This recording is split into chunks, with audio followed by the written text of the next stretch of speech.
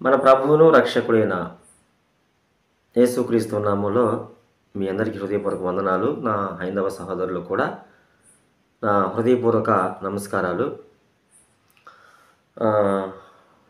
మొన్న కూడా ఒక వీడియో చేశానండి. ఒక అక్క ఇట్లా ఉచితార్థంగా క్రైస్తవుల్ని తిడుతూ ఉంది. అదే పనిగా పెట్టుకొని ఇక వ్యాపారం చేస్తూ డబ్బుల కోసం ఆశపడి ఒక అక్క ఇట్లా క్రైస్తవ్యాన్ని దూషిస్తుంది, యేసు ప్రభువుని స్వార్థపరుడు అంటుందని మొన్న ఒక వీడియో చేశాను కదా. మరి ఈరోజు కూడా మరి ఆ వ్యక్తి గురించి నేను మాట్లాడుతూ ఉన్నా. నేను ఒక క్రైస్తవుని కనుక మరి నా దేవుడిని తిడతా ఉంది, అనేక రకాలుగా ఆమె దుర్భాషలాడుతూ ఉంది. అది నా నోటితో నేను చెప్పలేను, మీరే చూడండి. తర్వాత నా శైలిలో నేను ప్రేమపూర్వకంగా ఆమెకి కొన్ని హెచ్చరికలు చేయాలని నేను ఉద్దేశించి ఉన్నాను కనుక మీరు చూసేసేయండి. ఎంత వల్గర్గా మాట్లాడుతూ ఉందో, ఒక ఆడపిల్లలాగా తను బిహేవ్ చేయట్లా. ఒకసారి మీరు చూసేసేయండి, తర్వాత దాన్ని బట్టి మనం ముందుకెళ్ళిపోదాం. సొల్లు కబుర్లు చెప్పడం వరకే, అవి ఆచరణలో పెట్టడానికి పనికిరావు. చెప్పేవాడు వినేవాడు గొర్రె అయితే చెప్పేవాడు పాస్టర్ అని ఊరికే అనలేదు రాధా మనోహర్ గారు. వినేవాడు గొర్రె అయితే చెప్పేవాడు పాస్టర్. పాపులను మీరు క్షమిస్తారా? పాపులను క్షమించేస్తారా? అంటే పాపం చేసినోడికి తప్పు చేసినోడికి శిక్ష ఉండదా?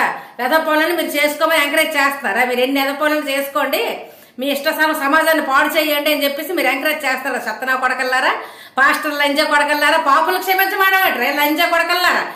తప్పు చేసినోడికి శిక్ష పడాలి, చెప్పు దెబ్బలు కొట్టాలి, పోలీస్ స్టేషన్ లో పెట్టాలి, ఆడికి శిక్ష పడాలి. నీ ఇంటికి వచ్చి నీ పిల్లలు నీ కూతురు ఎవడో ఏదో చేసి వెళ్ళిపోతే నువ్వు పాపాన్ని వదిలేస్తావా? ఆడికి పోలీస్ స్టేషన్ లో పెట్టేస్తావా?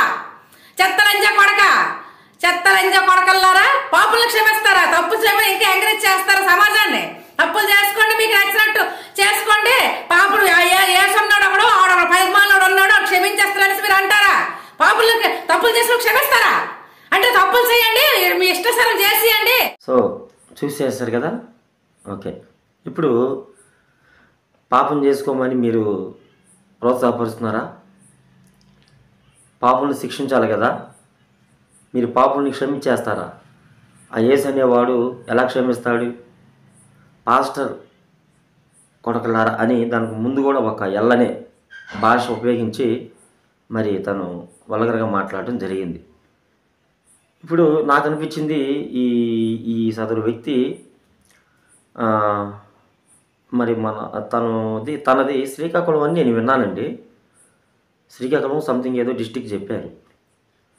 నాకు అనిపించింది ఊళ్ళ మీద కొన్ని అచ్చొచ్చిన ఆంబోతులు ఉంటాయి, కొన్ని పిచ్చెక్కి కొన్ని జంతువులు తిరుగుతూ ఉంటాయి ఆ వీధుల మట్టి. అర్థమవుతుందా? ఇక ఆ పిచ్చెక్కినటువంటి ఆ జంతువుల్ని ఎవరు పట్టించుకోరు, కనబడితే కర్ర తీసుకుని కొట్టేసి తరిమేస్తూ ఉంటారు.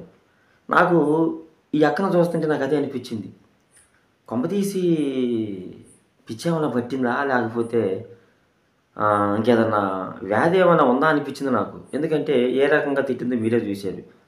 ఆ భాష నేను మాట్లాడలేను. సేవకులను పాస్టర్స్ని తిడుతుంది, యేసు వాడు వీడని కూడా మాట్లాడుతూ ఉంది. నాకు తెలిసి కొత్త వైరస్ ఏమన్నా ఈ వ్యక్తికి సోకిందేమో నాకు అనిపిస్తూ ఉంది. కొత్త వైరస్, మొన్న కరోనా వైరస్ వచ్చింది కదా, ఇప్పుడు కొత్త తెగులు ఈ వ్యక్తి నుంచే ప్రారంభమైందేమో అని నాకు అనిపిస్తుంది. ఈ వ్యక్తికి మొట్టమొదట ఈ కొత్త వైరస్ పట్టుకుందని నాకు అనిపిస్తూ ఉంది. మరి ఆ విధంగా మాట్లాడింది, మీరు అందరూ చూశారు. నేనేం కళ్ళబొల్లి మాటలు చెప్పట్లేదు కదా. సో ఈ అక్క కొత్త మరి జబ్బులు పట్టుకొని వీధులమ్ముడు తిరిగితే కదా కొన్ని జంతువులు, పిచ్చి పట్టిన జంతువులు, ఆ రకంగా రంకిలేస్తూ ఉంది.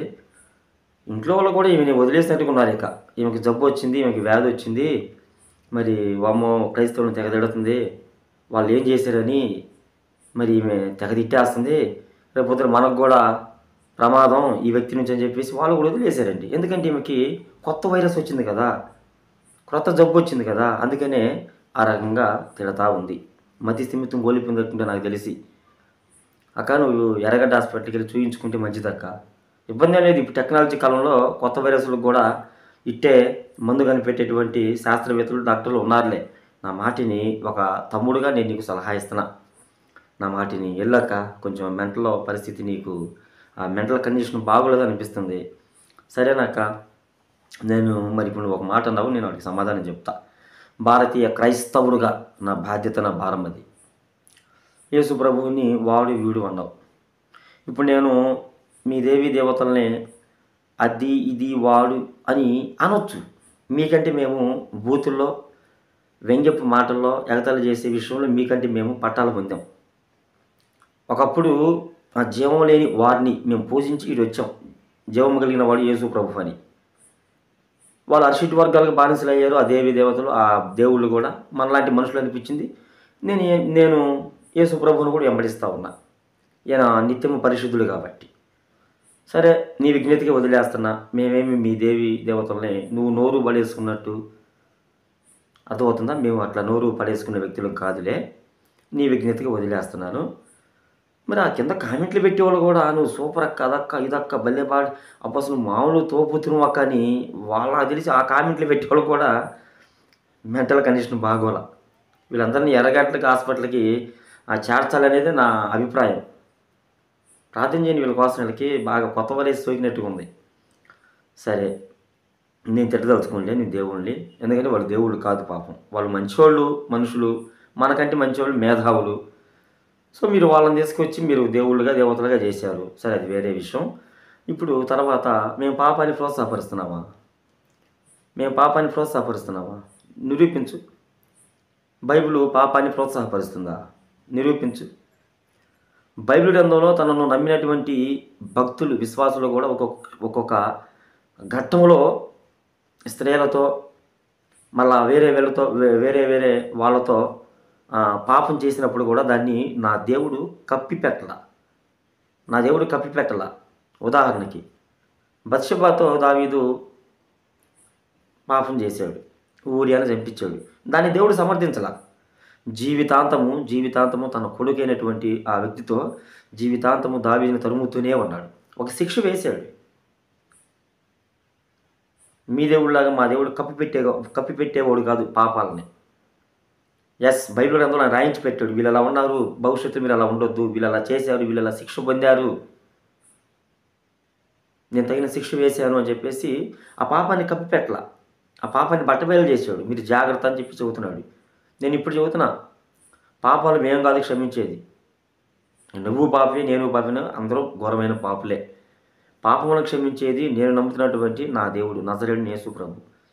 ఆయన ఒక్కడే నీతిమంతుడు, ఆయన ఒక్కడే పరిశుద్ధుడు కాబట్టి ఆయనకు అధికారం ఉంది. ఇంకెవడూ చేయాలి. దేవుళ్ళు దేవతలు అన్నబడ్డ వాళ్ళు ఎవడు కూడా దమ్ము లేదు. ఎందుకంటే వాళ్ళు కూడా మనలాగా అరిషిటి వర్గాలు కలిగి ఉన్నారు కాబట్టి. సో ఈయనకు అవకాశం వచ్చింది, ఆయన చేశాడు. ఆయన పరిశుద్ధుడు కాబట్టి, పాపం లేని వ్యక్తి కాబట్టి, నీతిమంతుడు కాబట్టి. ఎందుకు సించుకొని అరుతావు? ఎందుకు? ఎంతో కాలం నీకు జబ్బు వస్తే వచ్చిందేమో, వైరస్ సోకిందేమో, ఎందుకు ఆ రకంగా అరుతావు? కొన్నాళ్ళన్నా బ్రతకాలి కదా నువ్వు. ఈ రకంగా ముందుగానే అవి బుద్ధిహీనంగా మాట్లాడితే ఇంకా అర్థం చేసుకోక తేడా పడతావక్క. కొంచెం నేను మొన్న చెప్పాను కదా, నువ్వు ఉండాలక్క. నువ్వు ఖచ్చితంగా యేసు ప్రభువు నమ్ముతావు. నా దేవుడు నిన్ను మారుస్తాడు. నీ ద్వారా నువ్వే మరలా బైబిల్ పట్టుకొని తల మీద పెట్టుకుని యేసు నిజమైన దేవుడని దగ్గరలోనే ప్రకటించే రోజులు వస్తాయక్క. నేనైతే ప్రార్థన చేస్తున్నా. నేను నీ గురించే కాదు, ఇంకా కొంతమంది మొరుగుతూ ఉన్నాయి, కొన్ని మొరుగుతూ ఉన్నాయి నీలాగనే కొంతమంది. అర్థమవుతుందా? వాళ్ళ విషయం కూడా మేము ప్రార్థన చేస్తున్నాము. ఇంకో మాట కూడా చెప్తానక్క. ఇంతవరకు ఈ భారతదేశం ఈ విధంగా ఉందంటే మా క్రైస్తవుల నుంచే ఈ విధంగా నెమ్మదిగా ఉంది కొద్ది గొప్ప. సనాతన ధర్మం అంటూ నోటికొచ్చినట్టు ఎదుటి వ్యక్తుల్ని, వేరే విశ్వాసంలో ఉన్న వ్యక్తుల్ని నోటికొచ్చినట్టు మాట్లాడటం అనేది సనాతన ధర్మం కాదు. డబ్బులు ఏరుకునే దానిలాగా ఉన్నావు నువ్వు. డబ్బుల కోసం వెంపర్లాడుతున్నావు. వాళ్ళ మాటలు వీళ్ళ మాటలు విని డబ్బుల కోసం కుప్పేసుకునే దానికి నువ్వు ముందుకొచ్చి నేను అనకూడదులే, అదొక టైపులో మాట్లాడుతున్నావు. ఆలోచన చేయక నేను ఒక తమ్ముడిగా చెప్తున్నాను. నువ్వంటే నాకు ద్వేషం లేదు, కానీ నీ మాటలను బట్టి మేము చాలా బాధపడతా ఉన్నాం. నీకంటే మేము డబల్ తిట్టగలుగుతాం, ఏదైనా చేయగలుగుతాం డబల్గా. కానీ మా యేసు ప్రభు మాకు అది నేర్పద. దయచేసి అలా ఉండొద్దక్క. మాలాగా మీరు కూడా ఉండాలి, ప్రేమ కలిగి. మాకు సువార్త చెప్పమని మా బైబిల్ చెప్పింది. మీ ఇళ్ళ ముందుకి మేము రాలా, బజార్లోకి వస్తున్నాం. ఆ వీధులు గవర్నమెంట్లో వేసిన బజార్లు, వీధులు నీ సొత్తు కాదు, ఇంకొకటి సొత్తు కాదు. మేము వచ్చి ప్రకటన చేసుకుంటాం. మీ బలవంతంగా మీ చేతిలో ఆ కరపత్రం పెడితే మీరు మమ్మల్ని అనాలి. మనసు మార్చుకోక, లేకపోతే ఖచ్చితంగా తేడా పడతావు. ప్రేమపూర్వకంగా నీ తమ్ముడిగా చెప్తున్నాను నేను. మారు మనసు పొంది నిత్యం బగబగమంటే ఆ అగ్నిగుండం నుంచి నువ్వు తప్పించబడాలని నీకోసం నేను దేవారాత్రులు ప్రార్థన చేస్తాను. నీకోసమే కదా, ఇంకెవరైతే మురుగుతున్నారో బైబిల్ మీద, యేసుప్రభు మీద, సేవకుల మీద, వాళ్ళకు కూడా తెలుసు. వాళ్ళ విషయంలో కూడా ప్రార్థన చేస్తున్నాను. నా హైందవ అమాయక హిందూ సహోదరులారా, ప్లీజ్ వీళ్ళ మాటలు నమ్మొద్దు. వీళ్ళ మాటలు నమ్మి మీరు వాళ్ళకి డబ్బులు ఫోన్పేలు చేసి వాటిని మీరు పోషించొద్దు. మీకు అర్థం కావట్లా. ఇప్పుడు మీకు అర్థం కాదు. నా దేవుడు మీ మనోనేతలు వెలిగించినప్పుడు మీకే అర్థమైంది. కాబట్టి క్రైస్తవ సహోదరులారా, మీరు కూడా వీరి కోసం ప్రార్థించేయండి. మనం వాడిని దూషించొద్దు, ఏం చేయొద్దు. ఏ విధంగా బుద్ధి చెప్పాలని కూడా మీ అందరి ప్రేమపూర్వకంగా తెలియజేస్తూ ఈ వీడియో ముగిస్తూ ఉన్నా. మీ అందరి ప్రేమపూర్వక వందనాలు.